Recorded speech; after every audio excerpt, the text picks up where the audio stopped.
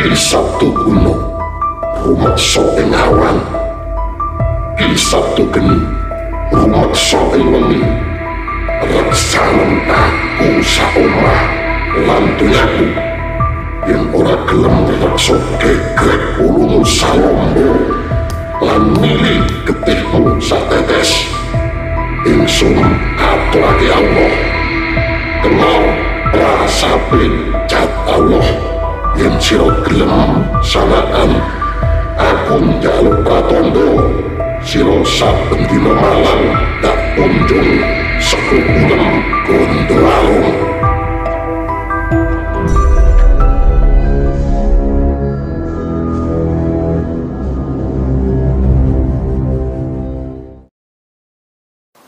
Bismillahirrahmanirrahim.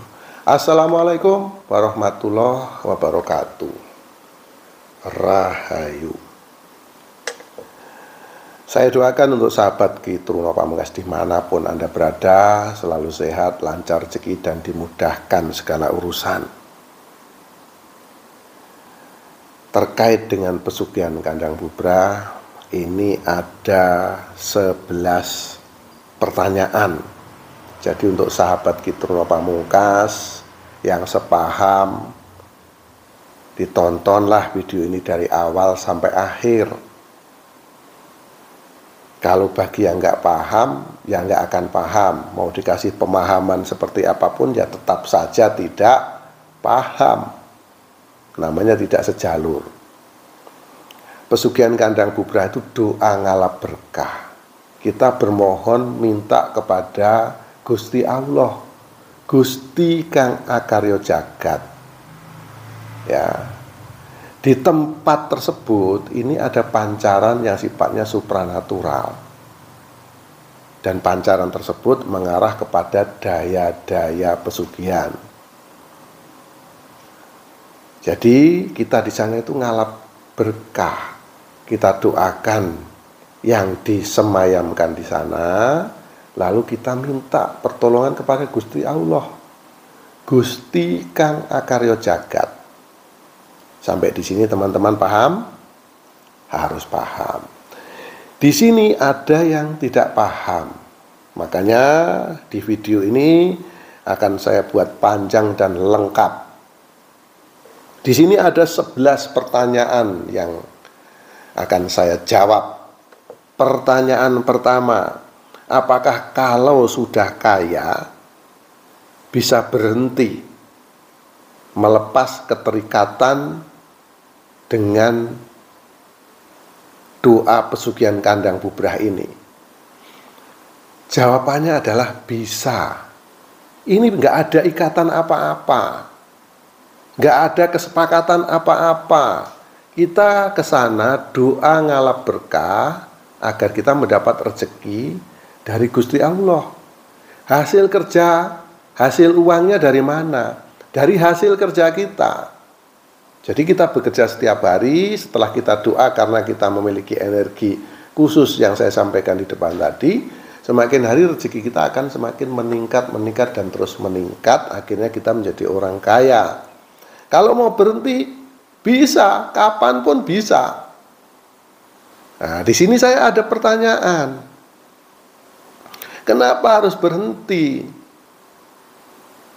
Kekayaan itu tidak ada batasnya. Bahkan orang yang sudah kaya masih terus pengen kaya. Kalau panjenengan sudah kaya dan panjenengan punya peluang untuk menjadi orang kaya, dan panjenengan nggak butuh kekayaan panjenengan, tinggal kasihkan saja kepada orang lain.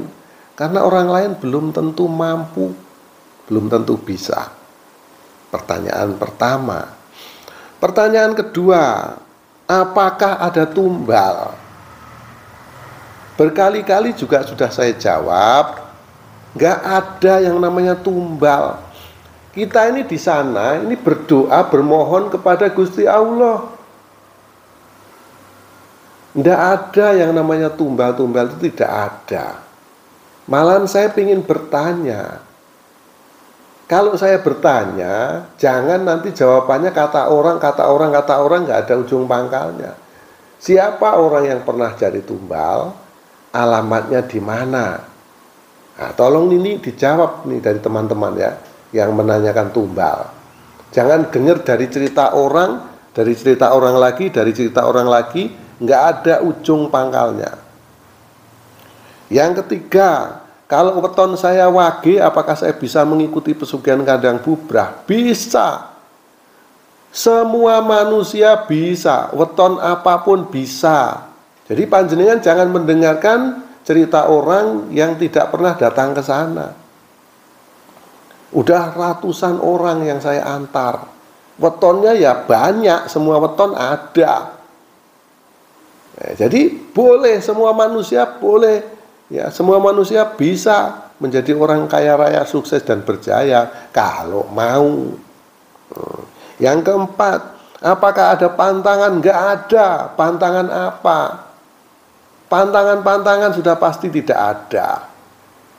Kita bekerja seperti biasa, apa yang kita kerjakan hasilnya semakin meningkat. Enggak ada pantangan. Yang kelima, apakah ada harus menyiapkan kamar khusus? Enggak ada. Kamar khusus untuk apa?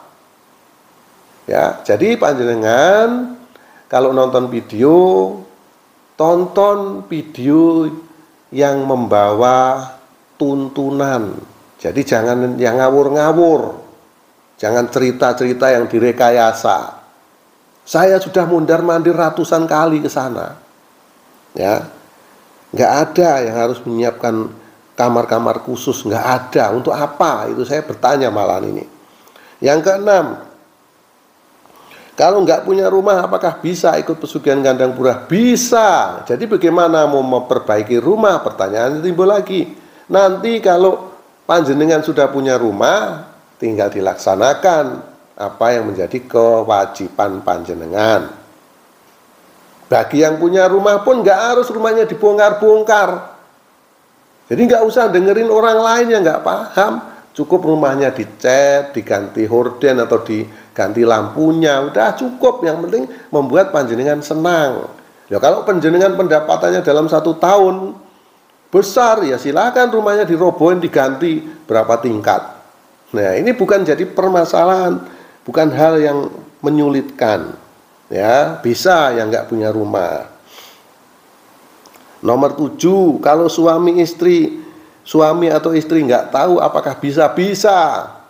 Misalnya berangkat, suaminya aja istrinya nggak dikasih tahu, diam-diam apakah bisa? Nggak masalah. Ini kan doa ngalap berkah. Jadi nggak ada aturan yang ruwet-ruwet, nggak ada. Semuanya ini mudah. Nah, apakah ini menyembah pohon? Nah ini ada orang yang gagal paham. Bukan menyembah pohon, kebetulan di tempat itu disemayamkan dulu seorang aulia dari keturunan Majapahit, disemayamkan di situ dan ditanami pohon, dan akhirnya tumbuhlah pohon itu sebagai pertanda. Jadi kita di bawah situ kita berdoa, bermunajat, minta keridhaan Allah Ta'ala supaya rezeki kita lancar. Ya.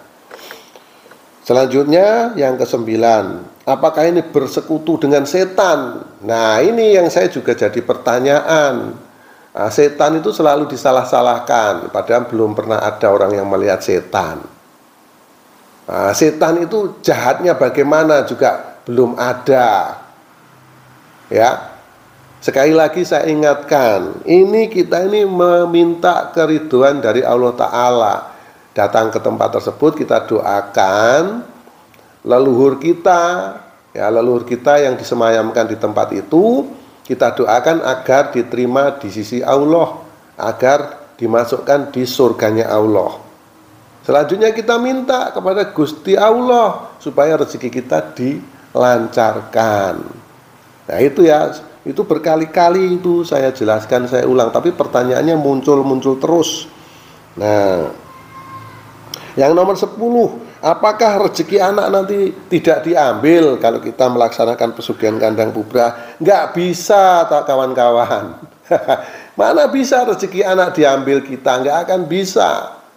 Ya, satu contoh, ya, kita sendirilah bagaimana perbandingan rezeki orang tua kita dengan kita. Ya, mungkin kita lebih baik rezeki kita daripada orang tua kita. atau sebaliknya dan lain sebagainya. Jadi rezeki ini ya masing-masing bagaimana kita memilah dan memilih dari akal pikiran kita. Bagaimana sekuat apa kita perjuangkan diri kita untuk meraih kesuksesan dan kejayaan. Nggak ada kaitannya. Justru kalau kita menjadi orang yang kaya, ya kita bisa membuat anak keturunan kita menjadi lebih kaya raya lagi. Bagaimana rezeki kita diambil? Ini pertanyaan yang juga ditanyakan. Tapi nggak apa-apa, ini saya jawab. Nah, yang ke-11, apakah bisa diwakilkan? Yang artinya panjenengan tidak ikut berangkat ke lokasi, ya tugas dan doa diwakilkan kepada saya. Bisa, nggak masalah diwakilkan kepada saya. Nanti saat prosesi berdoa, panjenengan saya video call. Jadi panjenengan juga akan menyaksikan langsung bagaimana di sana saya doakan panjenengan. Nah, di sana juga ada juru kunci. Juru kunci ini juru kunci yang punya SK dari kecamatan. Selain itu, juru kuncinya ini juga punya terah darah keturunan. Ya, nah, beliaulah yang memberi izin, yang membukakan pintu. Tugas juru kunci itu membukakan pintu. Setelah juru kunci yang asli sekali lagi dan ridho karena punya terah keturunan ini membukakan pintu, saya doakan panjenengan yang saya dampingi. Nah, begitu tata caranya, karena tugas juru kunci yang membukakan pintu. Ya, tugas saya apa? Tugas saya sebagai praktisi spiritual yang mendoakan panjenengan. Nah, itu. Tapi kalau saya yang mendampingi panjenengan, yang mendoakan panjenengan, ini biayanya akan mahal. Karena rumah saya ini di Batam, Kepulauan Riau. Saya harus naik pesawat ke Juanda. Biasanya dari Batam ke Juanda ini naik pesawat 2 jam. Setelah dari Juanda, saya harus charter mobil itu dari Juanda ke Wonogiri ke makam Temung Boyo ini itu 7 jam, jadi jumlahnya 9 jam. Nah, setelah doa di sana kurang lebih 1 atau 2 jam, saya kembali ke Surabaya lagi dan besok paginya saya pulang ke Batam. Lalu karena perwakilan, ada sesuatu yang saya paketkan kepada orang yang mempercayakan tersebut kepada saya. Lalu saya dampingi terus, panjenengan sampai berhasil meraih kesuksesan dan kejayaan. Nanti kalau ada orang lain lagi yang meminta saya hadir ke sana, yang sudah terkait dengan saya, ini saya doakan lagi. Jadi doanya ini terus berkali-kali.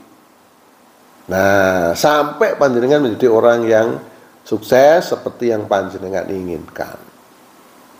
Itu yang membuat mahal. Apakah saya bisa pergi dan datang sendiri ke sana? Bisa. Monggo silakan datang ke sana, runding sendiri dengan juru kunci berapa biaya atau maharnya. Enggak etis rasanya kalau saya yang ngasih harga, ya, menerapkan tarif juru kuncinya, ya enggak mungkin. Nah, juru kuncinya namanya Mbah Gareng. Ini yang punya terah keturunan. Jangan yang lain nanti enggak punya darah keturunan ya enggak makbul, ya, itu teman-teman ya. Jadi informasi saya ini yang sebenar-benarnya, nggak ada ditutup-tutupi, ya.